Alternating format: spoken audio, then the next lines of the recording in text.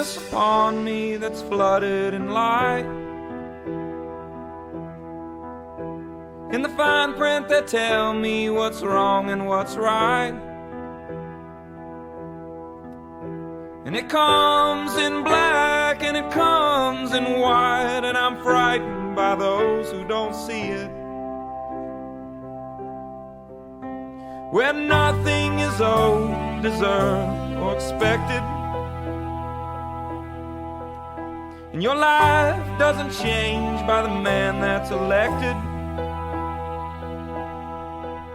If you're loved by someone, you're never rejected. Decide what to be and go be it. There was a dream,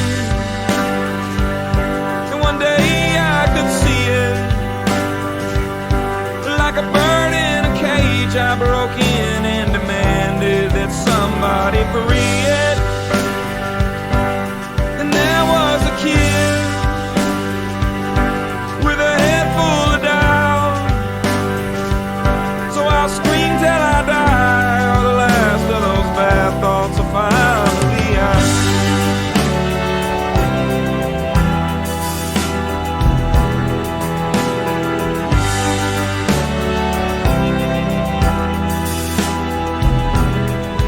There's a darkness upon you that's flooded in light. In the fine print that tell you what's wrong and what's right. And it flies by day and it flies by night, and I'm frightened by those who don't see it. There was a dream, and one day I could see it. Like a bird in a cage, I broke in and demanded that somebody free it.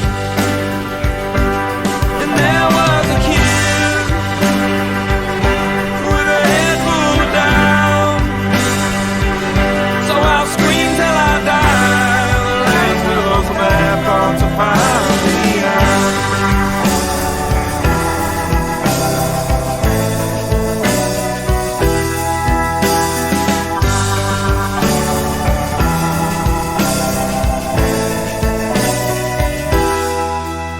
There's a darkness upon me that's flooded in light. In the fine print that tell me what's wrong and what's right. There's a darkness upon me that's flooded in light. And I'm frightened by those who don't see it.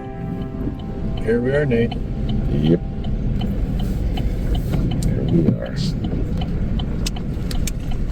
I was pretty sure we'd get here.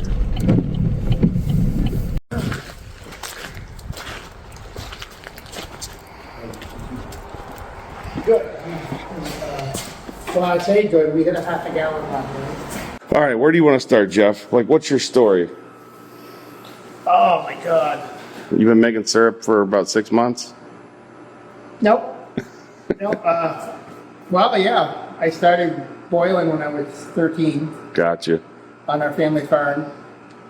And me and my mom did all the boiling. Then I decided I needed to go into service, so I went to join the Vermont Air Guard. And at the same time I left there, I decided I wanted to buy my own sugar bush.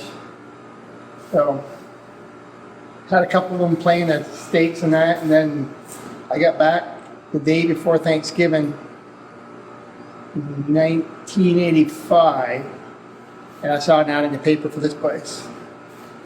And I came up and talked to the guy, and I leased it for 4 years, and he says, I'm going to sell it, do you want to buy it? I was like, sure. And it was up across the road, so we built this Sugarhouse brand new in 1988, or I should say he did. He financed it 100% right to the Wow. right to the tilt, and Even the land and everything? land and everything. Wow. I have a 12-foot right-of-way up across that meadow to get to my woods. There's 7 acres here, 120 up there, and another 40 up the road with a 12-foot right-of-way. Gotcha. So, I mean, it's good. We don't have any trouble. But since then, I've rebuilt this sugar house 3 times. Oh, really? Yeah, it was wood. We had a wood-fired evaporator sitting here with the wood shed out there and nothing over here. Then the roof wasn't tall enough, so we took the roof off and put a scissor truss roof on with 18-inch legs. And then about 10 years after that, we converted over to efficiency firewood, which if you don't burn wood, you don't make soap. That didn't work. We hauled that out. We pulled that out. We brought that evaporator in January 20th, and we pulled it out April 15th. And we put oil in. And when we did oil, we went with a tank from out here. Took the wood shed off, put a tank from that. And then in 2019, the side part of all this, as we get older, we get tighter. No. No. Come on. Changing pans every couple hours on an oil-fired rig was getting old, and I told my wife, if we're going to keep doing this, we've got to do something different. So we had a CDL Deluxe, sweet little evaporator. But then we were going to go with like a master, but it wouldn't fit in here. I don't have enough ceiling height. That door wasn't there. That was just a wall. And, so I went and looked at a Lapierre turbo and measured it up, and that'll fit in my sugar house. And that was like 4 o'clock on Monday afternoon. And at 7:30, Clayton Christie walked through the door and said, "Hey, how do your trackers work?" I said, "Hey, they work great."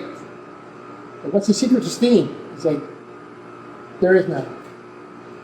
So we talked, and he gave me the name of a couple guys, and we went and looked at some steam rates and tasted the syrup off them, of his rigs down in mid-state Vermont. On our way home, me and my wife said, "That's what we want." You have one rig for how many taps? 19,906. You were the first one in Franklin County to get one. Yeah. There's 2 other steam rigs that I know of in Franklin County, Vermont. CDL was pushing pretty hard to put an R7 in here. Yeah, you ever see them where they usually go with a small pan and a steam pan on top of it? It looks like a rocket ship to me. But I want something simple. If you look in that hood, there's nothing simple. It's a square pan with tubes in it with a little preheater on top of it. Yeah. Nothing to clean. So you're running about 20,000 taps on a 5x10, and then I saw a couple reverse osmosis in there. Oh, we got plenty of our. What do you? We got an 8-post. Well, I had 2. When I converted to oil, I bought 2 5-post expandable CDL rig ROs, which means they just had the extra plug for the 6-post. Then when my brother built his new sugar house, we were taking the ROs out of his sugar house, and I took 2 columns. I said, "Give me those." And I brought them, so I had 2 6-posts. And then they came out with a boost pump technology. So we turned one of those 6-posts into an 8-post, and the other one into a 4-post. Then I bought another 4-post. They were all boosted on the 4th column. There's not a lot of extra room in my RO room. I see that. Especially, we had a pulse go down last 2 weeks ago. When a post goes down, does that mean like the circulation pump? The recirc pump went, it just instantly tripped. I got you. Put it, trip, boom. Well, the repair guy got here in like 2 hours. And no big deal, because I told him, I'm in no hurry. I still have 12 membranes. Mm-hmm. He said, "Yeah, it would have to be the one in the back." You know, we walked in, there was one in the back on this side. I said, "It's way better than being the one in the back on that side." Yeah. You know, So do you have to pull the whole thing out to work on it? Or do they work on it? We haven't had to work on them. Okay. But yes, you see when you get in there, there's 12, there's 12 membranes in like a 5-foot by 10-foot area, right? Yep. I mean, it's just huge. So these steam rigs, you feel pretty strongly these are the best in the market? To me, it's the only way to make syrup now. Yeah. I mean, you get good flavor. Last night, we had we had an issue with it where we lost the compressor. So I went to Clayton's Monday and ran down there with the compressor. He rebuilt it and brought it home. We couldn't get no air out of it. When you say compressor, what's that for? The air compressor in the front of the boiler. Oh, okay.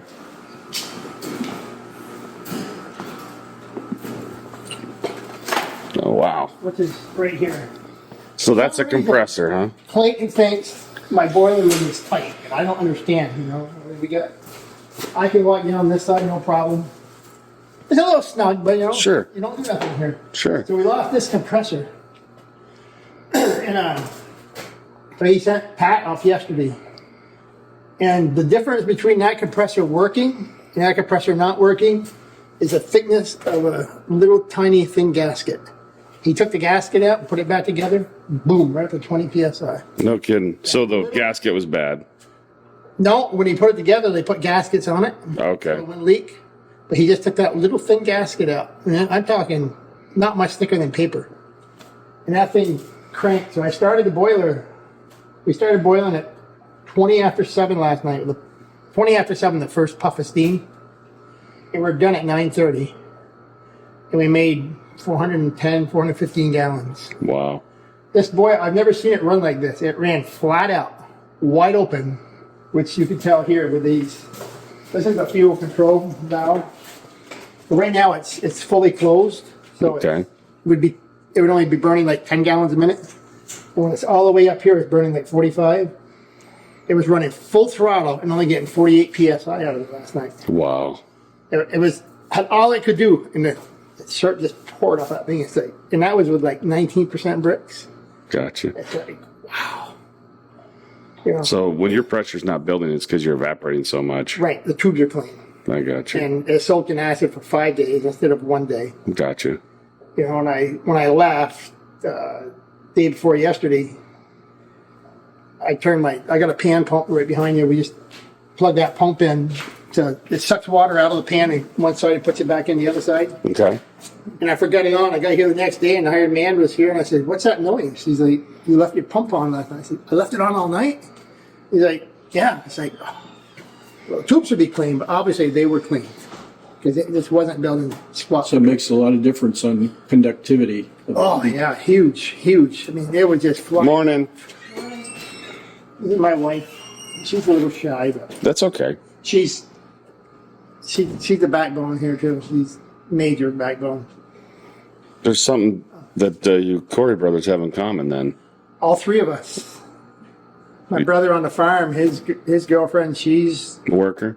yep, and we met in 1993, 94 on a horseback ride up in Lunenburg, Vermont. No kidding. And so the first year we boiled, she came in and she's like, you know, first time I was boiling, she was here. She came in and said, "When can I do that? Fire in the evaporator?" And I said, "Well, as soon as you put that stuff on." So she grabs this. I mean, I was firing the evaporator, and she texts, "I'm ready." And she opened up the door. She grabbed one stick and put one stick in. And it didn't take her long, and she had it down. Gotcha. She would make a wood fire evaporator jingle as good as any man can. So basically, you married up. I definitely married up. So did I. Yeah. Marrying up is a smart thing for a man. It is. It really is. Yeah. We have. It really is. But in that whole time frame of getting things rolling, there was times where it's like, man, mortgage payments are. So I closed on the sugar place. Which, when I say close, I mean I showed up to the lawyer's office that I was told to come to, sign here. It was mine. I was like, I didn't have a clue. I was like 20 years old. Yes, I was 20 when I started sugaring on my own here. Gotcha. And then I bought it 4 years later, so whatever those numbers come out to. I got sugar maker brain now. We get out of here. Oh yeah, believe me. Never judge a man during sugar season. So the day we closed on the sugar place, I went from there to my uncle, who was the greatest man on earth. And I was down there visiting them, and I get ready to leave, and they stuck their head out. "Hey, the family farm is on fire. And I was still living at home on the farm. The barn burned. January 28th, 1988. So it was like 4 or 5 days later after we got the barn fire all cleaned up, you know, because I'm in the excavating. I sat down, and it was one of the only times I ever saw my father cry. You know, when he was in there shaving and he had tears coming out his eyes, and it's like, oh boy. So that night I figured out what my mortgage was going to be. And the first year was all right because it was only interest rate from January 28th to June 1st. Then the next year it was June 1st to June 1st. The land was 12% interest, and the chattel mortgage was 18% interest. Wow. It's like, whoa. And this was, you're talking as a young guy, I didn't have any money.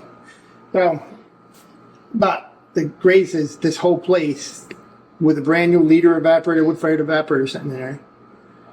The mortgage was $106,000, which today, you know, I had to make syrup back then. That was $1 a pound. Right. I had to make a lot of syrup, so I'd go to the woods. It was weird when I was renting it. You know, it was weird because I'd go. You know, we get done tapping. I'd go to the woods. I'd come back out because the guy I was renting it from was supplying all the materials. I said, I need some couplings. He'd go to Leader and buy one of those little penny candy bags with 20 couplings. Come back and give me 20 couplings. I go to the woods. I come back 2 hours later. Fred, I need some more couplings. He's like, what are you doing with all those couplings? I said, Fred, I'm fixing holes. He said, that is a waste of time. Checking tubing is a waste of time. Tap your trees, turn your vacuum on, and don't worry about it. I'm thinking, huh. So from then on, I bought my own couplings. I didn't ask him. I go to Leader because that's all we had was Leader. This was lamb tubing, right? Yeah, at the time? yeah. Lamb tubing, Leader, and you know, St. Albans. You go out there and in that old warehouse they had, and I buy my own couplings. So about 3 years later, Fred say, how much syrup you make? Fred, you know, when I rented the place, he said we make 26 barrels. You know, I'm talking 30-gallon barrels, Sure. Small barrels. The first year we made 26. The next year we made 36. And then it got stagnant around 40 until I bought the place. And when I bought it, there was 7,000 taps. And the first year I had 4,000. We took 3,000 taps out the first year. And then we expanded to some land that wasn't. Wait a minute. You said you added or took off? Took off. Meaning you took them out? Took them out. We went around with a 5-gallon bucket because we weren't smart enough to wear aprons. And we went from 7,000, a little over 7,000 taps to 4,000 taps. You were over tapped? He was over tapped. Yeah. He was over tapped. Yeah. Yeah. And then. You probably had mostly couplings with a little bit of tubing holding it together at that point. Oh, that's all it was, yeah. And it wasn't even, it was with the star fittings and the Leader lamb Ys where you come in, you weren't hooked. The tubing wasn't hooked to nothing but the main line. Interesting. It was, sugaring was hard then. Sugaring now is easy. It's freaking easy. Yeah. So do you feel that you made more money at $1 a pound than today at $2.20 or 40? No, because we are making so much more syrup per tap now. So we, to get back there, we were about the second year after I owned the place. I'd go pay my mortgage. It was once a year, June 1st. Show up, give him his check. And 1 year things were tight and I didn't have it. And it forced me to do something different. So we really knuckled down, and I ended up refinancing at Farm Credit with a reduced, lot cheaper. I mean, 12% on land was expensive, and 18 on the equipment. I went from 18 to 6. Wow. My parents co-signed for me, so I went up and paid off the chattel mortgage, and I said, well, I'm going to pay off the land mortgage too. Oh no, don't do that. He said, I'll drop my interest rate. I said, no. So he basically says, I'll drop my interest rate, and if it goes up, I'll go up. I said, no. Farm Credit is fixed. I said, if you don't want me to pay it off, you're going to drop it and leave it there. And he's like, okay. So I had to do something. I was paying too much in interest. Sure.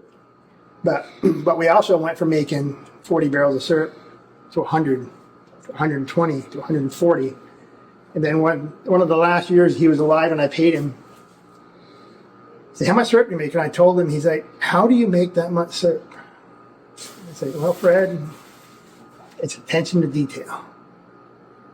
If the sap can't get out of the tree, the sap can't get to your sugar. You know, It's interesting. that was. It was, you didn't say, Fred, it was the tubing. No, and it was. It was. I mean, he had. We got a big. I call it a big valley. It's not very big, but it's big to me because we don't have any hill here. We're only got 200 feet difference in elevation between here and our tallest tap. Gotcha. Well, that's a little better in Ohio. Oh, it is. But yeah, just a little. We're fighting it all the time, but he'd have a tubing lines run in where I got 4 main lines. He had one tubing line with 80 taps on it. I got you. And it couldn't get out. And then you look at the inside of that lamb tubing, it was all filled up with like. Black mold. Is that what it would be? The inside diameter wasn't 5/16; it was more like 1/16. Just kept building up. Yeah, it just kept building up. Hardening of the arteries. It was, just like that. Yeah, it's like, we started. I mean, so now this is a good shot for pig. This is our average 2016 on that board right there. Gotcha. And I don't know why I don't have it before 2016, but that's when we got the whiteboard, and that's when I started taking. That's the amount of syrup you're making? Yeah. The gallons always fluctuate because we were buying in 5,300 taps, and I backed his syrup out to figure out what our average is. Somebody put a frowny face on last year there. See that? Wow, you see that? Yeah. Uh-huh. I see it. That's my wife. She's the artist. So I mean, last year we boiled February 11th the first time, and this year was February 10th. So we're pretty close. So that, if you take all those numbers and you add them together, divide them, it comes out to like 7.7 pounds per tap in the last 8 years. Wow. And that's where we're more used to being. You can see there's like 4 years that we didn't get below 7. Jeff, what would you say the biggest, the thing that you do first that makes you the most money in the woods? What would you say that is? Like, what is the biggest thing that you know, if you were to tell a young sugar maker just not getting the yield out of tubing? You get the yield out of the tubing? Yeah, just getting the yield you're getting. It's a lot of things, I'm sure. It is. We don't overtap. So describe how you would make sure you don't overtap. Size of tree. We walk up to the tree and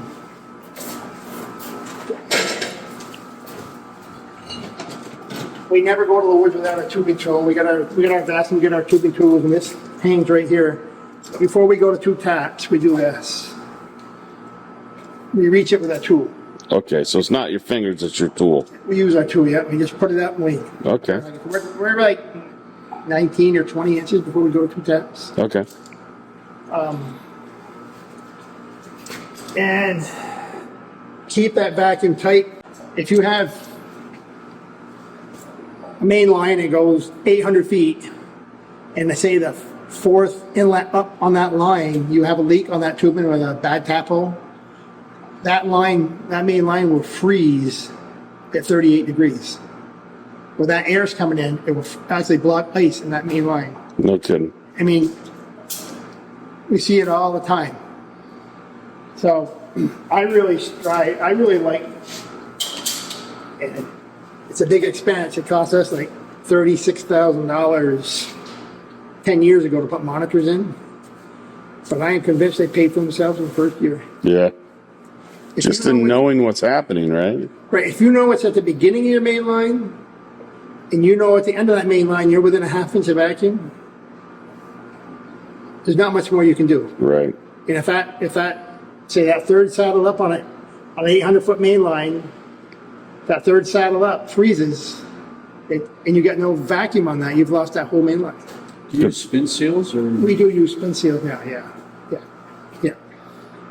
So when it comes to the steam, we got a little off track there, but when we decided to go steam, me and my wife were up to Glenn Goodrich's. Everybody knows Glenn. And we were up there talking. I said, Glenn, I'm thinking about going steam. Am I stupid? And I didn't even get it out of my mouth. He says, absolutely not. I thought, wow, that was a quick decision on his part. So you fast forward a year later, we're done sugaring. I was out working excavating, and I get a phone call from Glenn Goodrich. He's like, Jeff, can I come down and see your steam pan? Like, Glenn called me. He said, yeah, come on down. Well, he since put in 2. He put one in that year.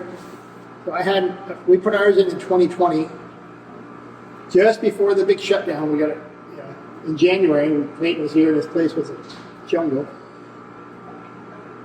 The next year, Glenn Goodrich and Rick Mayock put one in. And then 2 years after that, JR put in his 3 pans. My brother put in his pan. David Mann put in a pan. Harrison's put in a pan. All right here. This little core area. All MES? All right. All MES, yeah. Do you think you have room to expand from the 20,000 on this? I could do 40,000. 40. I could do 40 so easy with this rig. I don't know. Clayton is this. He knows steam. You know, you're boiling with this thing with, you got 7.5 inches of sap in it. The sap level is right here when you're boiling. And there's 3 layers of coils. It's so easy. Does this make light syrup, No. amber syrup? Whatever it's supposed to be. It's last night, the first, well, we were working on the boiler yesterday, so we had to get rid of some heat. So I'd say, well, let me so I put all my sweets back in and put sap on it, brought it up, got it deep, so we get rid of some heat on the boiler. And I looked in there and it's like the whole thing was syrup. I mean, the whole thing was syrup. It's like, oh. So I dumped some more liquid on top of it. But no, our color sort of, this is what we made last night. So I wouldn't say it's not light. It's, Yeah, that's good. it's, that used to be a thing where steam would make all light syrup. No, I don't know. We shipped out a load of totes. I mean, we got just under 20,000 packs, but that's all the samples we have. I tell people we've only made, what do we got here? We've only made 30 barrels of syrup, but some of our barrels are pretty nice barrels. Gotcha. Most of them, all but 10 are nice barrels right now. Look at that, right there. Bissell Maple Farm, right on there. There you go. I never knew that. I never knew that. You're really staying out of here. Yeah. It's funny.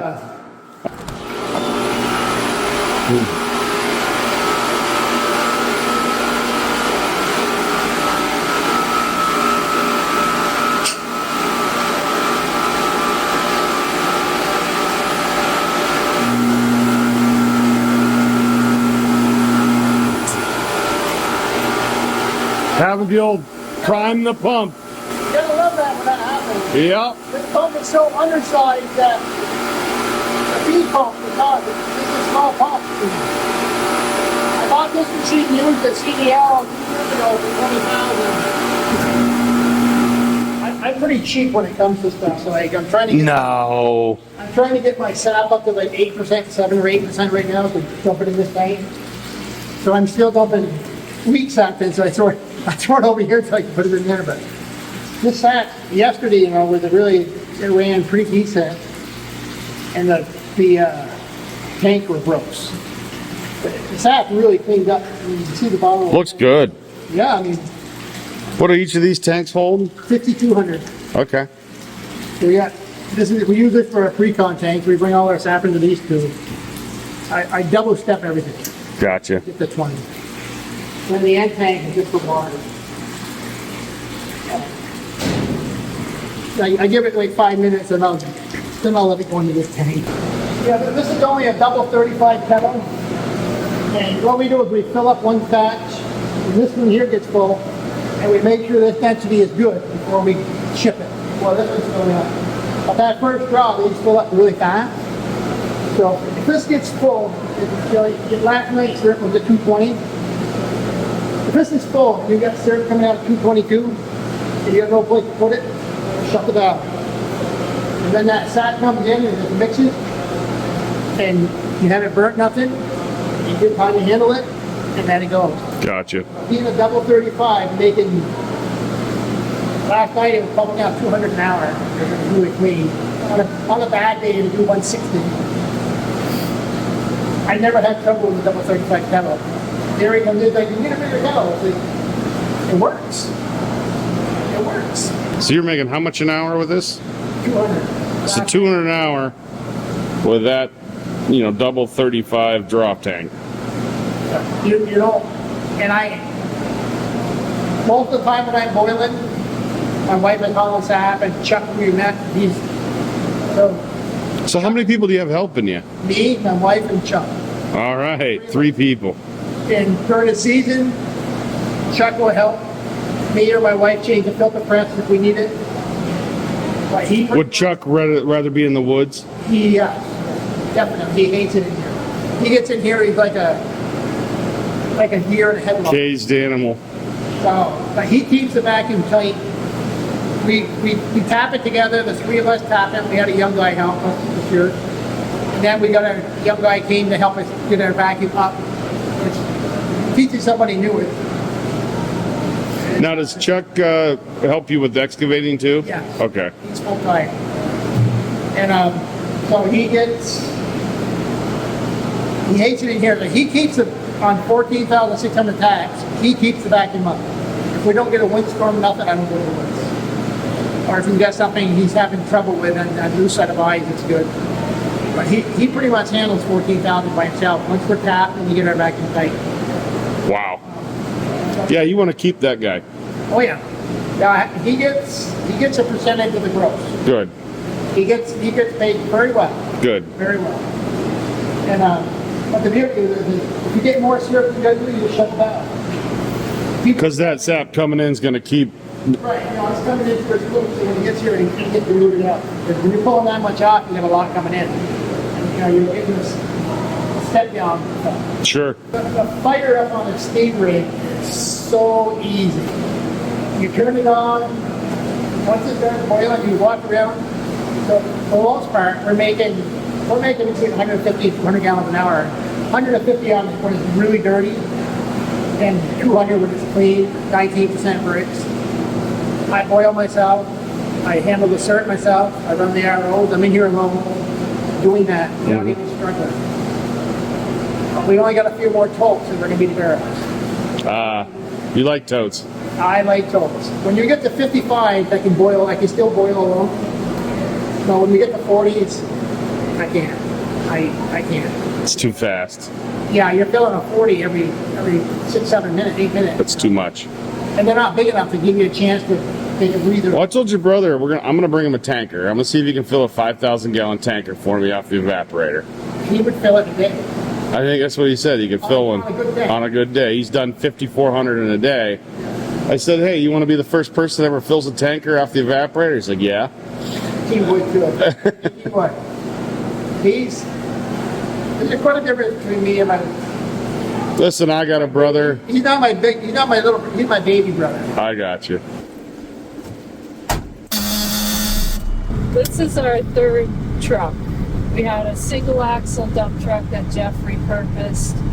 Then we got a bigger green truck. And then I had fire truck envy for all the guys that were driving repurposed fire trucks. So Jeff actually found this one and sold the tank part to a fire department and put our septic tank on it. This is awesome. Is this your primary hauler?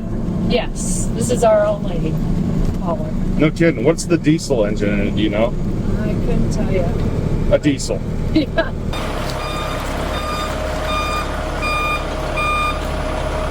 There's always a little sap that collects in this hose.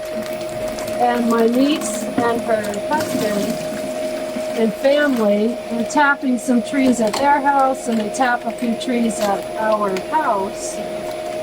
And so I always think of that as all those little drops filling up their buckets, and I hate to waste. Oh, I'm with you. So that's why. I mean, that's a whole like teaspoon of syrup there. Yeah. I think it's pretty important.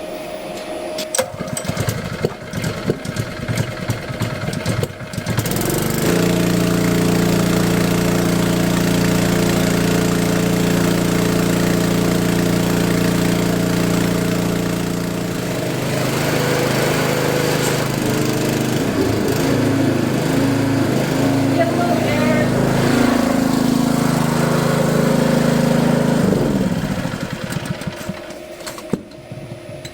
It's tough to keep up with you. And again, I reconnect this hose to catch I love it. whatever would drip out. I love it. You know that you probably save a couple gallons of syrup a year. Exactly.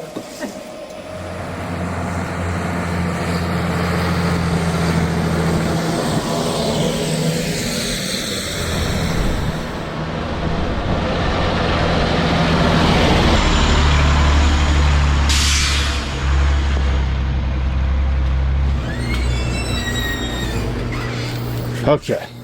Yeah, so this is back in the day when we were wood fired, not insulated, very dark. And we had a 6 by 18 foot wood fired evaporator with a little 7-inch press, and we got a 10, I think. And then this was the wood fire that got modified, and that didn't work out so well, which did work out well because then we went to oil, which after not having to get 100 to 120 quart of wood processed. Oh my goodness. So this was them processing the wood. That's the old woodshed where the tank room is now. This is a side view of the old sugar house. This is once we went to oil, put those tanks in. And yeah, once they didn't have to get the wood all processed, it was more time in the woods with the pipeline, getting everything good and tight. Then this is where we were. So this is what it was, and that was our first truck. That's where we bought the place in 2012. And we Yeah. built that building I got the year you. we bought the place.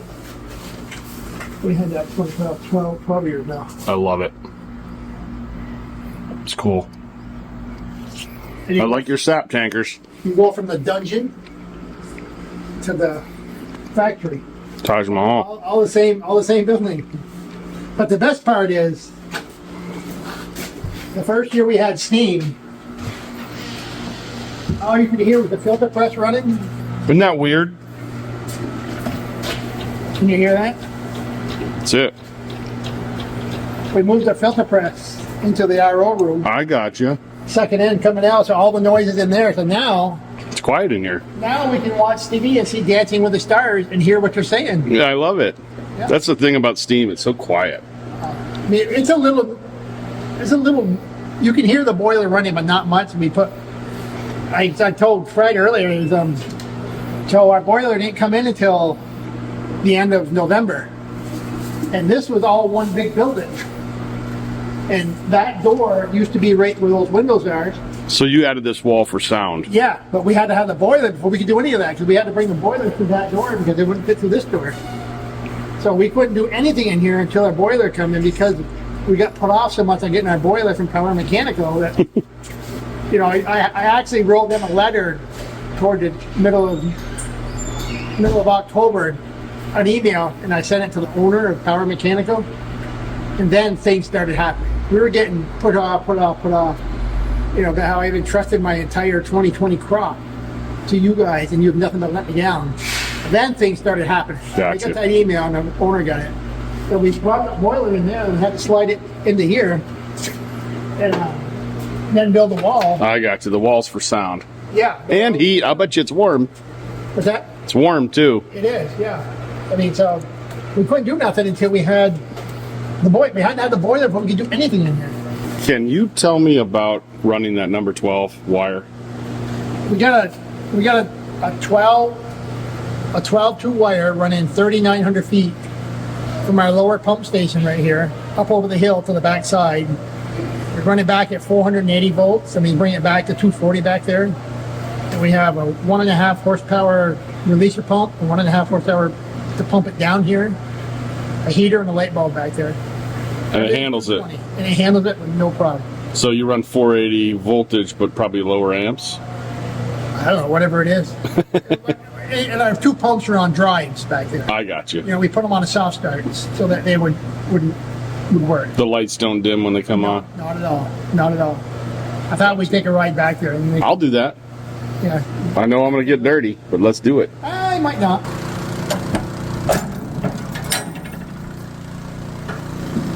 Oh, nice.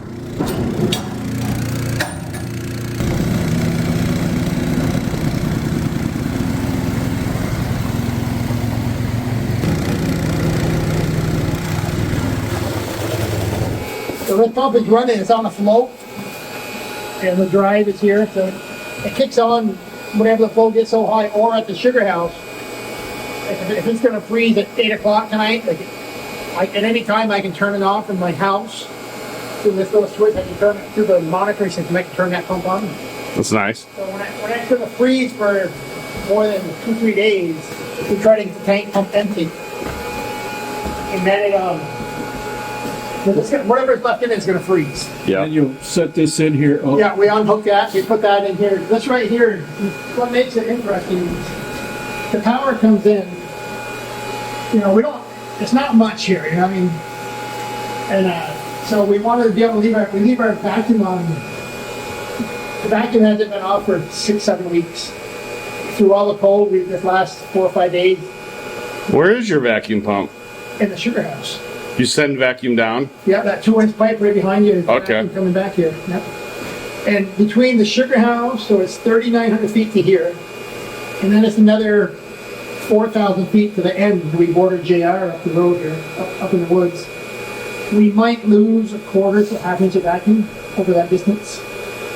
You know, and we go through a mechanical releaser with a pump inside of it. Everything, when we really started making production, is when we got rid of all our mechanical releasers and went with electric releasers. But 3 of the 4 releasers are mechanical releasers with pumps inside of them. Or pumps that pump them out. So if they don't work, they can trip. I got you. I don't have any kids, so somebody gave me a chance. Fred Sheeby gave me a chance, and I got in our trust. We have this directive to give somebody a chance, and if Chuck outlives me, it's going to be his. And eventually, he will be doing all the woods work, and I'll just be boiling because it's easy to boil. Sure.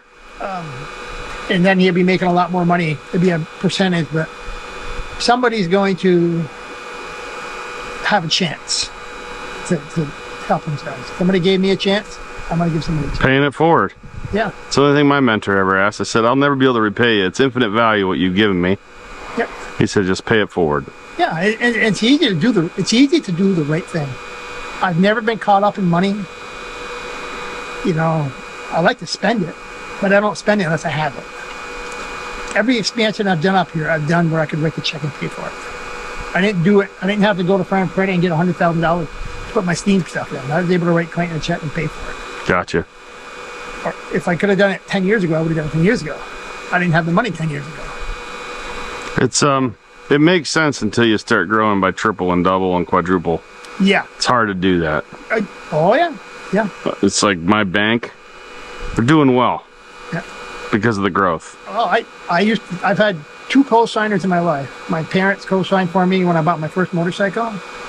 And then when I got to the point where I couldn't make my payment to Mr. Sheeby 1 year, and they gave me time, but then they said, okay, we got to get this taken care of. Sure. And they co-signed me at Farm Credit for that. And that's when I was able to get my interest rate dropped right down. And I got my land interest rate dropped down too, because I found it cheaper money and he was willing to do it. So he just matched it. He matched it, yeah. Mr. Sheeby. Those Freds are good guys. Yeah. Yeah, she just shut off. It's going to come back in slowly for a little bit.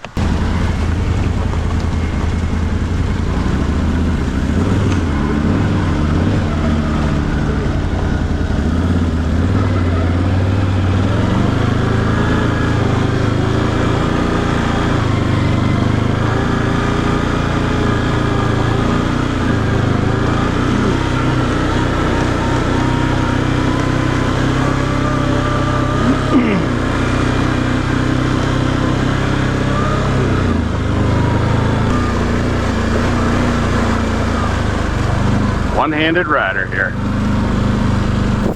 Now I know what to do if I ever see these 30-gallon drums. I mean, I still can't believe that thing isn't collapsed.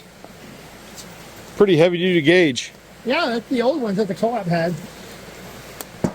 And all that is, you know, that line going up over the hill picks up a little condensation, and it's got to have a place to go. Gotcha. So it comes in here, goes out here, goes to the Sugarhouse. What do you mean by the co-op? The Franklin County Maple Co-op. Oh, yeah? They used to have oodles of those. Is that what that says? Well, that one says Burton Mountain on it. Burton Mountain. Burton Mountain Maple Co-op. Gotcha. I think the one in there that says co-op on it. They had it. Why didn't why doesn't the co-op still exist, or does it? It does. Okay. Yeah, Butternut usually buys dollars too. Okay. They buy 1 or 2 days a year, and then I think Butternut buys it all. Gotcha. After they buy. All right. What do you got in here? Another pump house? Yeah, this is where everything around the Sugarhouse comes in here. That line that comes out of the backwoods tank drops in here. And by dropping it in there, it keeps all that sludge pushed down. To keep Look at that thing. It's like direct shot right in there. That's why we put it there. It's a direct shot right down in there. That's like 2,200 taps. Just a running, buddy. Let me see how's Chuck doing on his vacuum. Let me look at it here. What do we got? I don't know, Chuck. I don't know. Might be good enough for Vermont. I don't know.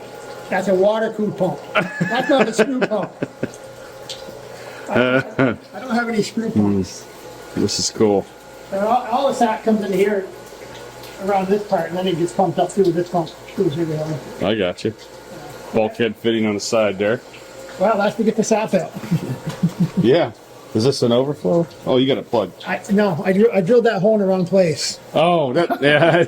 That one was too high. So I got you. Another one. But you spend $3,000 for a square thing, you got to put some holes in it. Yeah. But we're fighting grade so much here that I like to have my releases. A little lower. Well, I want to say they never used to be as reliable as they are today. Back in the day, they weren't reliable. So if it didn't work, you ran it on the ground. Yeah. If this doesn't work, it runs in the tank. And if the pump doesn't kick on, it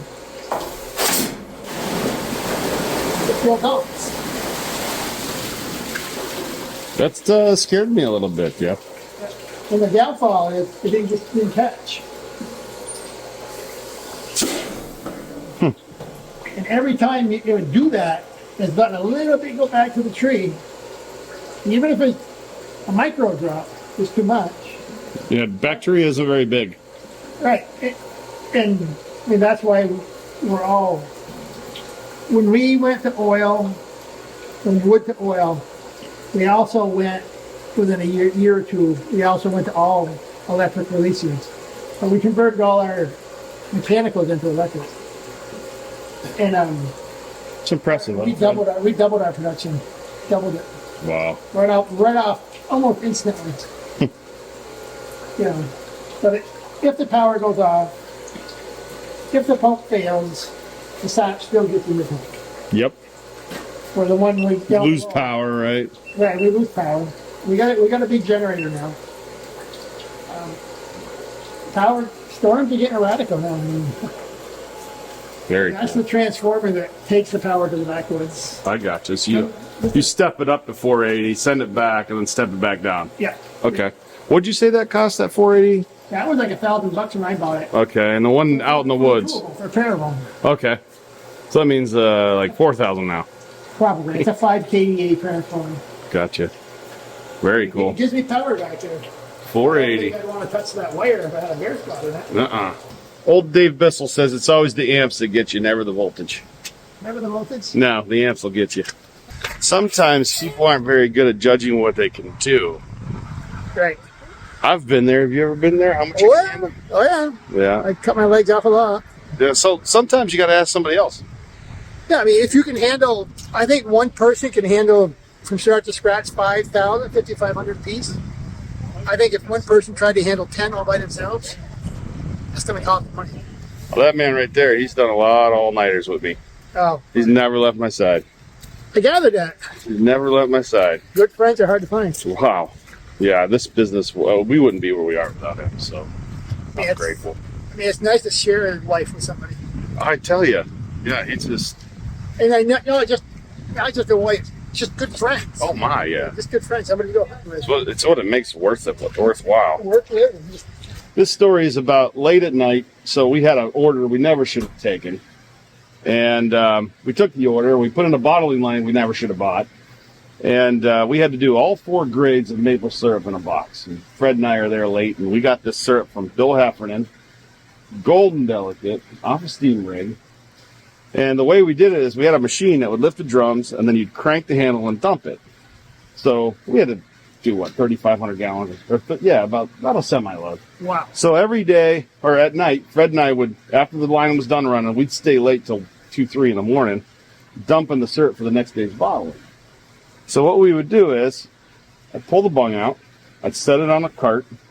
Well, no, I'd pull the bung out, I'd taste it, because there was always some on the bung. And I You're not wasn't supposed gonna, to taste it on the bottom. I do that all the time. I do it, and then I'd set it down, and then I would dump it. And I just kept doing this. And then I noticed like 4 or 5 drums, there was no syrup on the bottom.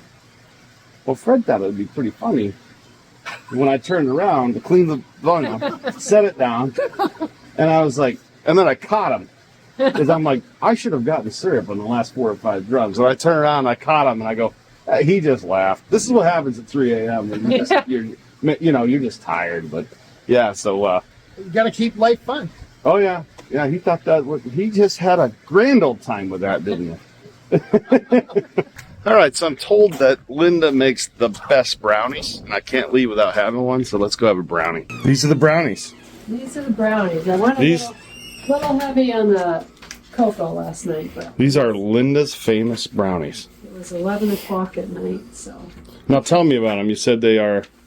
There's no eggs and no dairy. It's just flour, cocoa, baking powder, salt, and then the liquids are oil, maple syrup, and water. This is awesome. Yeah. You can have one, Fred? So the sugar content is maple. It's maple, yeah. No, there's no sugar. We haven't Well, any white sugar in our So there's just no calories in this. Do you want to say that? 15. So these are the famous Linda's brownies. I couldn't even tell it's not an old brownie. That's good. Very Yeah. nice, yeah. You're right. Well, this is pretty cool. Big thank you to Jeff and Linda. This is, man, I love this. They have the greatest job in the world. I hope you enjoyed it. Get you a good shot here. And, yeah, thanks for watching. We'll catch you in the next episode.